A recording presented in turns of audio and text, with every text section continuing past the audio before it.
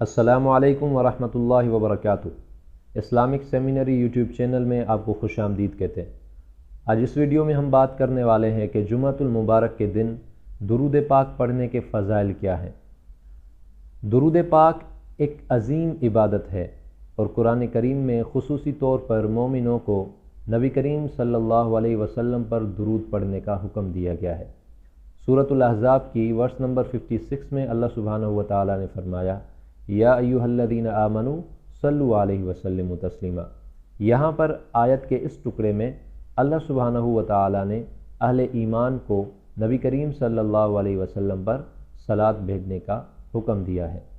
तो दुरूद पाक पढ़ने के बहुत सारे फ़ज़ाइल हैं। रहमत व मग़फ़रत का सबब है ये, अल्लाह ताला की रहमत और मग़फ़रत हासिल हो जाती है। इसके ज़रिए से बंदे के दरजात बुलंद हो जाते हैं। हज़रत अनस बिन मालिक रज़ी अल्लाह तआला अन्हु फरमाते हैं कि नबी करीम सल्लल्लाहु अलैहि वसल्लम ने फरमाया, जो शख्स मुझ पर एक मरतबा दुरूद पढ़ता है तो अल्लाह सुब्हानहु व तआला उस पर 10 रहमतें नाज़िल फरमाते हैं, उसकी ख़ताएँ मिटा दी जाती हैं और उसके 10 दरजात बुलंद किए जाते हैं। एक मरतबा दुरूद पढ़ने की इतनी ज़्यादा फ़जीलत कि उसके गुनाह माफ़ किए जाते हैं, रहमतें नाज़िल की जाती हैं और उसके दरजात बुलंद किए जाते हैं। तो जुम्मतुल मुबारक की बात करते हैं कि अय्याम में, दिनों में सबसे ज़्यादा अफजल जो दिन है वो जुम्मतुल मुबारक का है।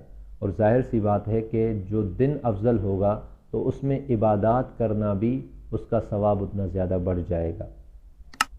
नबी करीम सल्लल्लाहु अलैहि वसल्लम ने फरमाया, हज़रत औस बिन औस से ये रिवायत है कि बिलाशुबा तुम्हारे अय्याम में सबसे अफजल जुम्मतुल मुबारक का दिन है, इसलिए इस दिन मुझ पर कसरत से दुरूद पढ़ा करो क्योंकि तुम्हारा दुरूद मुझे पेश किया जाता है।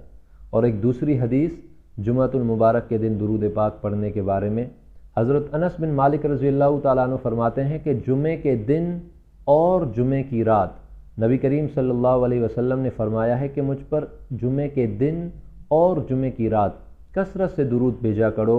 जो शख्स मुझ पर एक मरतबा दुरूद पाक भेजता है अल्लाह ताला उस पर 10 मरतबा रहमत नाजिल फरमाते हैं। तो ये कितने फ़ज़ाइल हैं और दुरूद पाक के मुख्तलिफ़ सीगे हैं। अफजल दुरूद जो है जिसकी ज़्यादा फ़जीलत आती है वो दुरूद इब्राहीमी है।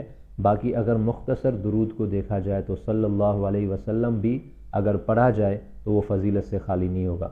तो आज की वीडियो को यहीं पे ख़त्म करते हैं।